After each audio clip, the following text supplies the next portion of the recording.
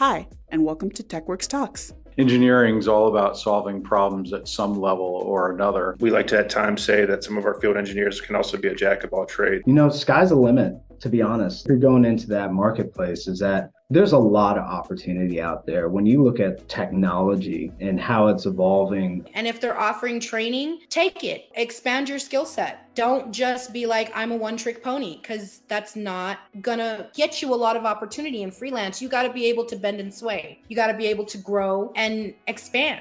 They also have to be cognizant of the location or environment they're in. We're in a lot of environments which are deemed mission critical, more healthcare related, to where we're on the bleeding edge of certain technologies. So that could lead to high-end financial sectors. It could be in patient operating rooms. It could also be in unmanned data centers across the world. But the training is a must. You can't bypass the training, and any training that's offered, and I take it. It drops to me. It's suggested for me. I take it. You can't have too many certifications. Many times we can teach the technical skills to where you need them to be for the specific product, but those soft skills are critical. You have to be very detail oriented when it comes to being a freelance, because you don't have a boss to tell you what you're supposed to do.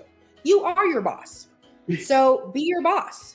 You can learn a completely new technology set depending on what that scope of work is. I certainly used it to understand what I get my passion from when it came to, repairing equipment in the field. There's no shortcuts, because you're talking about high profile hospitals and doctors' offices and things like that. You can't slip up and try to take shortcuts.